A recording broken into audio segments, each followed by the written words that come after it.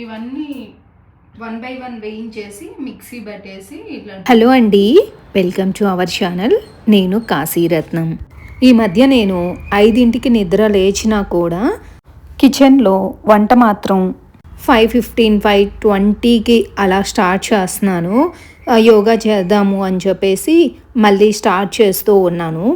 Mornings టైంలో ఇలా పిల్లల లంచ్ బాక్సెస్ ప్రిపేర్ చేసుకుంటూ, అలాగే మనకు కూడా పనులు ఉంటాయి, అవి చేసుకుంటూ యోగా చేయాలంటే కొంచెం హెక్టిక్కే. కాకపోతే టైం షెడ్యూల్ చేసుకుంటే గినక ఈ టైంకి యోగా కంప్లీట్ అయిపోతుంది, ఈ టైం వరకల్లా వంట స్టార్ట్ చేస్తే ఈ టైంకి వంట ఫినిష్ అయిపోతుంది అనే ప్లానింగ్ ఉంటే గినక యోగా హ్యాపీగా ప్లాన్ చేసుకోవచ్చండి. యోగా చేయకపోతే బాడీ యాక్టివ్గా ఉన్నట్టు అనిపించదు.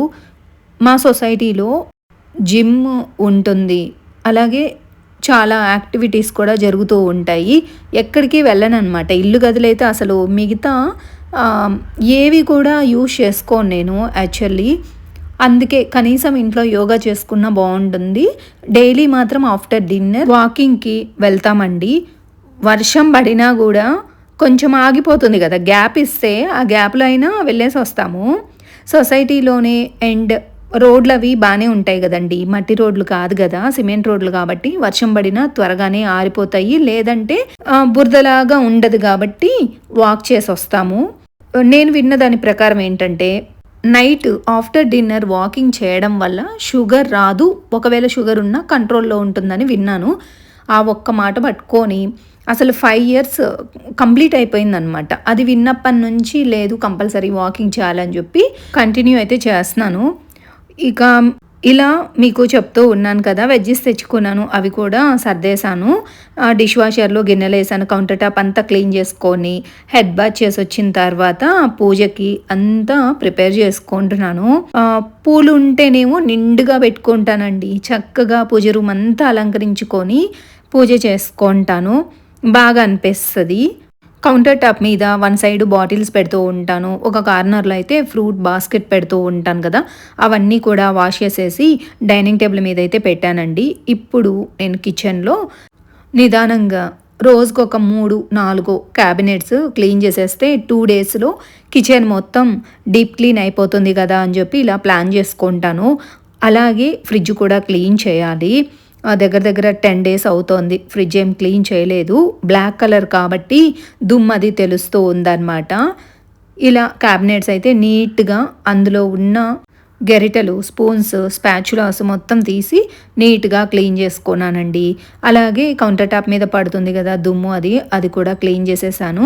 ఇది చూసారా, ఇలా మాకు ఇక్కడ ప్లేస్ వస్తుంది అనమాట, టాల్ యూనిట్ లాగా యూజ్ చేసుకోవాలి. బట్ నేను అక్కడ ఓపెన్ పెట్టేశాను, ఓవెన్ ప్లేస్ అనమాట. యాక్చువల్లీ ఓవెన్ లేదు, పెద్దగా నేను వాడను కూడా, ఎందుకులే అని చెప్పి నేను తెచ్చుకోలేదు అసలు. ఆ ప్లేస్లో ఆయిల్ అలాగే చాప్ బోర్డులు అవి పెడుతూ ఉంటాను. అండ్ అలాగే ఇక్కడ మార్నింగ్ వచ్చేసి చెప్పలేదు కదా, రైస్ వండేసి ఆలుగడ్డ కర్రీ చేసి పప్పొంగలి టిఫిన్కి చేశానండి. ఆలుగడ్డ కర్రీ కొంచెమే చేశాను అండ్ సరిపోదు కూడా. ధనుష్ నేను ఇద్దరం ఉన్నాం కదా ఇంట్లో. ధనుష్కి నెక్స్ట్ వీక్ నుంచి కాలేజీలు స్టార్ట్ అయిపోతాయి, వాడు కూడా వెళ్ళిపోతాడు. మధ్యాహ్నం లంచ్ ఏదైనా ఉన్నా నేను ఒక్కదాన్నే కాబట్టి ఏదైనా చట్నీ ఉన్నా కూడా అడ్జస్ట్ అయిపోతాను. ఎలాగో నైట్ డిన్నర్ అయితే కంపల్సరీగా దోసనో ఇడ్లీనో చపాతీలో చేస్తూ ఉంటాను.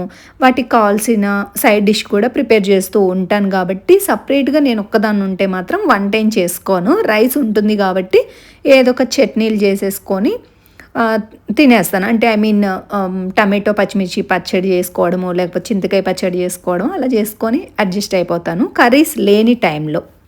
ఉంటే గినక కర్రీసే. బట్ ఈరోజు ఏంటంటే రైస్ కొంచెం ఉనింది కానీ కర్రీ లేదు. సరే అందుకని చెప్పి నేను ఇలా చామగడ్డల పులుసు చేస్తున్నానండి.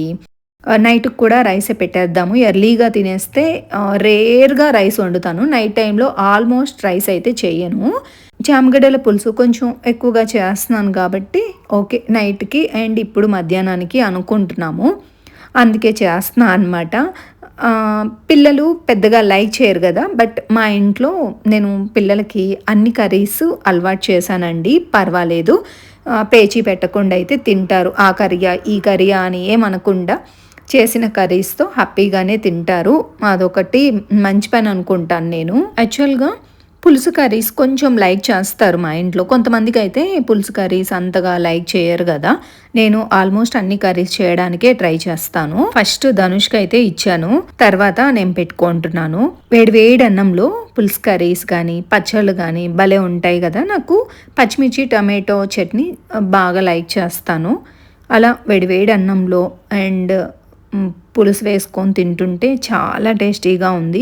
ఇప్పుడు మళ్ళీ స్కూల్కి వెళ్ళాలి. టెడ్డీకి ఈరోజు హాఫ్ డే ఎగ్జామ్స్ జరగడం వల్ల మధ్యాహ్నం వెళ్ళి పిక్ చేసుకోవాలి అన్నారు.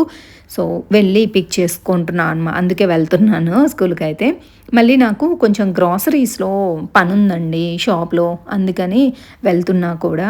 మధ్యాహ్నం టైం అసలు ఎంత ట్రాఫిక్ ఉందంటే ఎక్కువ ట్రాఫిక్ ఉంది. ధనుష్ నేను ఇద్దరం వెళ్తున్నాం అనమాట. టెడ్డీని పిక్ చేసుకొని వస్తూ నాకు కావాల్సినవి కొన్ని ఐటమ్స్ తీసుకుంటున్నాను. ఈరోజు నేను ఒక లడ్డు ప్రిపేర్ చేద్దాం అనుకుంటున్నాను, ప్రోటీన్ లడ్డు. మీతో కూడా షేర్ చేసుకుంటాను. ఇది వరకు చేసేదాన్ని, బట్ ఇప్పుడు చేసే దాంట్లో కొన్ని ఇంగ్రీడియంట్స్ యాడ్ చేస్తున్నాను అనమాట. దానికి కావాల్సినవి ఒకటో రెండో ఐటమ్స్ మా ఇంట్లో లేవు, వాటిని తెచ్చుకోవడం కోసం కూడా వెళ్ళానమాట. ప్రోటీన్ లడ్డూకి కావాల్సినవన్నీ కూడా ఇలా బౌల్స్లో మీకు క్లారిటీగా ఉంటుంది అని చెప్పి పెట్టానండి. జీడిపప్పు, బాదం పప్పు, పల్లీలు, sunflower seeds, pumpkin seeds, walnuts, ఖర్జూరము, ఇవన్నీ కూడా మీకు బౌల్స్లో ఉన్నవి చూయించాను కదా. విడివిడిగా డ్రైగానే రోస్ట్ చేస్తూ ఉన్నాను. డిన్నర్ కూడా కంప్లీట్ అయిపోయిందండి. వెజల్స్ ఎక్కువ పడతాయి అని చెప్పి నేను గిన్నెలు కూడా వాష్ చేసేసి, చూసారు కదా కిచెన్లోనే పెట్టున్నాను. ఈ వర్క్ కూడా కంప్లీట్ అయిపోతే బాల్కనీలో పెట్టేస్తాను. అండ్ అలాగే పౌడర్ అది పడి ఉంటుంది కదా, ఇక ఇవన్నీ వేయించుకున్న తర్వాత మిక్సీ పట్టుకోవాలండి. ఆ ప్రాసెస్ కూడా చూపిస్తాను మీకు. విడివిడిగా నెయ్యి లేకుండా వేయించుకోండి. కావాలి అంటే నెయ్యి కూడా యాడ్ చేసుకోవచ్చు, అది మీ ఇష్టము. ఇక్కడ నేనైతే మాత్రం డ్రై రోస్ట్ చేస్తున్నానండి. వాల్నట్స్, బాదం కొంచెం టైం పడుతుంది కదా. ఫస్ట్ అవి లో ఫ్లేమ్లో అంటే మీడియం టు లో పెట్టుకొని 1 by 1 ఇలా రోస్ట్ చేసుకున్న తర్వాత వీటన్నిటిని కూడా మిక్సీలో వేసుకొని ఇలా పౌడర్ కింద చేసుకోవాలన్నమాట.